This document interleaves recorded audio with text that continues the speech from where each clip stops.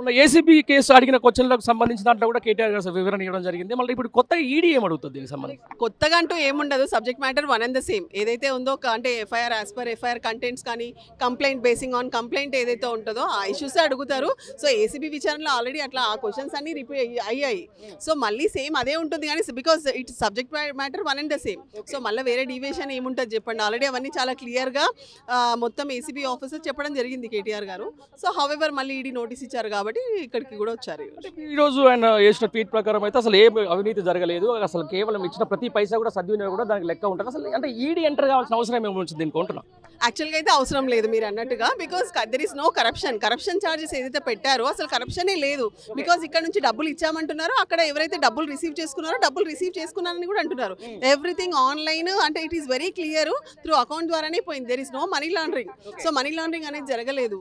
So అలా జరగనప్పుడు, నల్లధనం అనేది లేనప్పుడు, ఆ అకౌంట్ ట్రాన్స్ఫర్ అయినప్పుడు so where is the corruption చెప్పండి? ఇప్పుడు అక్కడ అతను డినై చేస్తే ఒకవేళ yes I have not received any money అంటే ఓకే మనం అనుకోవడానికి ఉంటుంది. But it is not the case.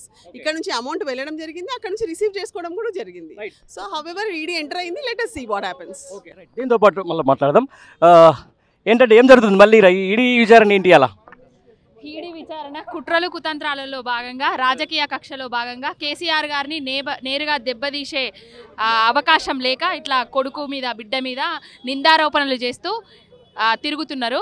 ఏదైతే చేస్తున్నారో కాంగ్రెస్ వాళ్ళు, బీజేపీ రెండు పార్టీలు, జాతీయ పార్టీలు కుమ్మక్కయి తెలంగాణ రాష్ట్రంలో ప్రాంతీయ పార్టీలు లేకుండా చేయడంలోనే కుట్రలో భాగంగానే రామన్న గారి మీద ఇలాంటివి జరుగుతున్నాయి. ఇప్పుడు ఈడీ వచ్చింది అని అంటున్నారు కదా, పొంగులేటి శ్రీనివాసరెడ్డి మీద ఈడీ రైడ్ జరిగింది. బ్యాగులు దొరికినాయి, కట్టలు దొరికినాయి, డాక్యుమెంట్స్ దొరికినాయి. మరి దాని మీద ఈడీ ఎందుకు ఇంత అత్యుత్సాహం ప్రదర్శిస్తలేదు? మరి కేటీఆర్ గారి మీదనే ఎందుకు ఇంత అత్యుత్సాహం ప్రదర్శిస్తూ నాటకాలు చేస్తున్నారు అనేది మనకు అర్థమైతేనే ఉన్నది. రాజకీయంగా దెబ్బతీయడానికి నిందలు వేస్తున్నారు అంతే తప్ప దీనిలో నిజాలు లేవు. ఎక్కడ మనీ లాండరింగ్ జరగలేదు, ఎక్కడ అవకతవకలు జరగలేదు, బ్యాంకు త్రూగానే జరిగింది. ఏదైనా దొరుకుతుందో అనేసి చూస్తున్నారు. చారాన కోడికి బారాన మసాలా రుద్దుతున్నారు. ఇవన్నీ ప్రజాపాలన అన్నాడు, పాలనను గాలికి వదిలేసిండు, సంక్షేమాన్ని గాలికి వదిలేసిండు, ప్రజలను గాలికి వదిలేసిండు. గాలి మోటార్ల మీద ఢిల్లీకి ట్రిప్పులు కొడుతున్నాడు. ఇలా దావోస్కు పోతాడు, మళ్ళీ అక్కడ న్యూక్లియర్ చైన్ రియాక్షన్లు మళ్ళీ మొదలు పెడతాడు.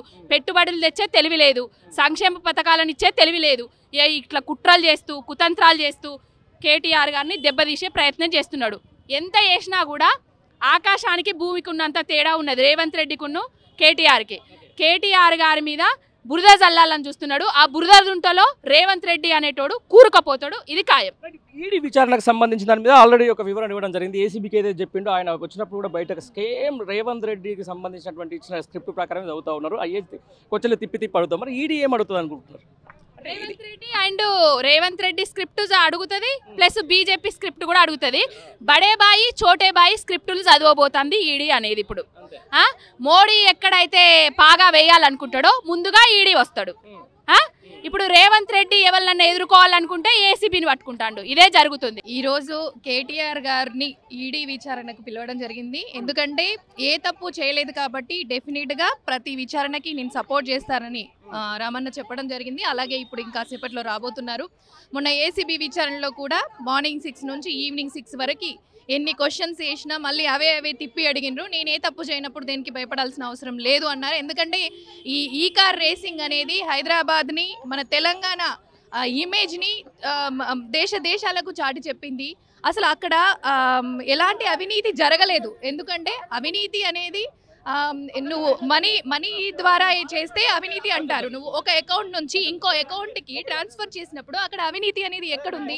ఇక్కడ వీళ్ళు ఇచ్చానని చెప్తున్నారు, అక్కడ వాళ్ళు తీసుకున్నాను అని చెప్తున్నారు. అప్పుడు అవినీతి అనేది లేదు.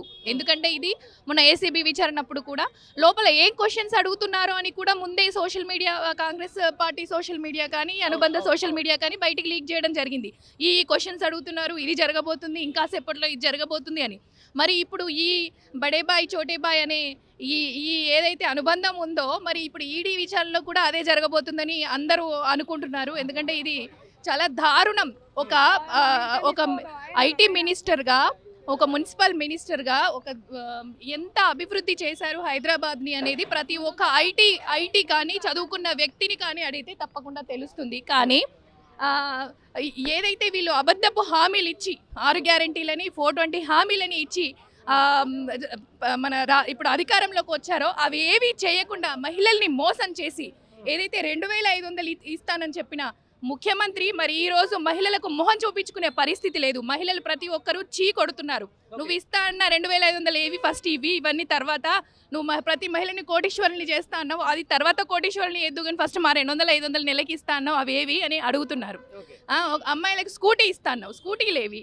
నువ్వు రైతు భరోసా అని పెట్టి వాళ్ళకి రకరకాల ఇన్స్ట్రక్షన్స్ అంటే ఇది ఉంటే ఇవ్వము, ఒక అరగుంట భూమి ఉన్న ఇయ్యము, అట్లాంటి అంటే నువ్వు ఎగ్గొట్టడానికి ఏమేం ప్రయత్నాలు చేయాలో అన్నీ ప్రయత్నాలు చేస్తున్నారు. రేవంత్ రెడ్డి అని ఒక పదం వస్తే చాలు అసహించుకుంటున్నారు.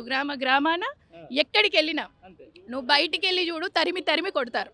సో తప్పకుండా నీకు ఏదైతే నువ్వు గొయ్యి తవ్వుకున్నావో ఆ గొయ్యిలో నువ్వే పడబోతున్నావు రేవంత్ రెడ్డి. ఎందుకంటే మేము మా బీఆర్ఎస్ పార్టీ కార్యకర్తలం కానీ బీఆర్ఎస్ పార్టీ నాయకులం కానీ చిత్తశుద్ధితో పనిచేసే వాళ్ళం. మీకు ఆ చిత్తశుద్ధి లేదు కాబట్టి ప్రతి ఒక్క దాంట్లో ఫెయిల్యూర్ గవర్నమెంట్ అయింది. మేము చిత్తశుద్ధితో పనిచేసాం కాబట్టి బాపు కేసీఆర్ గారి నాయకత్వంలో ప్రతి ఒక్క రంగాన్ని అభివృద్ధి చేశాము. మొత్తం డ్రైగా ఉన్న తెలంగాణని బంగారు తెలంగాణగా తీర్చిదిద్దాము. మన తెలంగాణలో ప్రతి ఒక్క రంగం కూడా చాలా సంతోషంగా ఉంది. ఈరోజు ఏడుస్తున్నాము అని ప్రతి ఒక్కరు మేము తప్పు చేశాము అని లెంపలేసుకుంటున్నారు. ఈ క్షణం మళ్ళీ ఎన్నికలు వచ్చినా 100కు 100 సీట్లు కూడా గెలిచే స్థానాలు 119 స్థానాలకు మళ్ళీ 119 స్థానాలు కూడా బీఆర్ఎస్ పార్టీకి డెఫినెట్గా దక్కుతాయి. నిజంగా ఈ చరిత్రలోనే అసలు రాజకీయం స్టార్ట్ అయిన మొదటి నుంచి స్వాతంత్రం వచ్చినప్పటి నుంచి కూడా ఇప్పటి వరకు ఈ చరిత్రలో ఏ ముఖ్యమంత్రిని తిట్టనన్ని తిట్లు ఈ ముఖ్యమంత్రిని తిడుతున్నారు ప్రజలు. ఏ ముఖ్యమంత్రిని అసహించుకోని విధంగా ఈ ముఖ్యమంత్రిని అసహించుకున్నారు ప్రతి ప్రజలు, చిన్న పిల్లల నుంచి పండు ముసలి వాళ్ళ వరకు.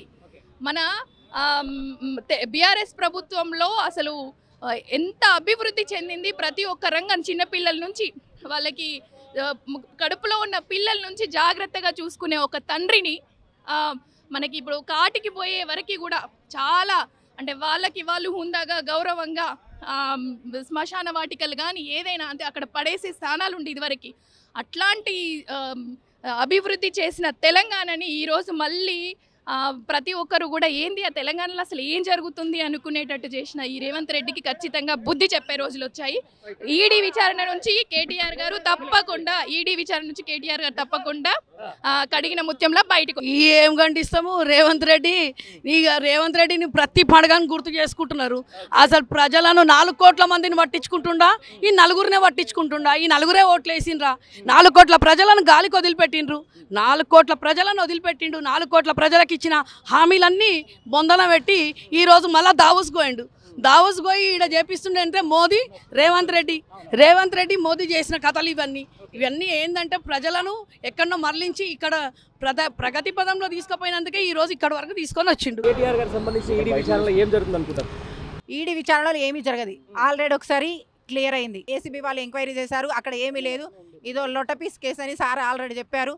ఇందులో ఆల్రెడీ అతను మంచిగా క్లియర్గా సాక్ష్యాధారాలతో సహా చూపిస్తున్నాడు ఏం జరిగింది అనేది. అసలు ఈ రేసు ఎందుకు జరిగింది, దానివల్ల మనకి ఎంత లాభం వచ్చింది, దానికి ఎన్ని పంపించాను ప్రూఫ్స్తో సహా చూపించినప్పుడు అక్కడ తప్పేం లేనప్పుడు వీళ్ళు ఎందుకు అదే విషయాన్ని పదే గుచ్చి అడిగి ఇక్కడ ఏం తెలుస్తుంది, ప్రజలకు ఏం తెలుస్తుంది?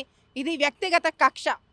ఇది ఇక్కడ కేసులో ఏ దమ్ము లేని కేసు. ఇది అనవసరంగా టైంపాస్ ప్రజల మైండ్ డైవర్షన్ కోసం చేస్తున్న పని లాగా అనిపిస్తుంది. ఇది మామూలుగా చూస్తూ ఉన్నాం. గత ఎలక్షన్లు అయిపోయిన తర్వాత నుంచి ఎక్కువ ప్రశ్నిస్తే కేసులు బీఆర్ఎస్ పార్టీ మీద నేతల మీద కేసులు నడుస్తూ ఉన్నాయి. దీన్ని ఎట్లా మామూలు సామాన్య వ్యక్తి ఎట్లా చూస్తారు? మేము మామూలు వ్యక్తిగా మేమైతే అన్యాయానికి అరికట్టడానికే పబ్లిక్ ఎన్నుకున్న ఒక గౌరవ పదవి సీఎం గారంటే.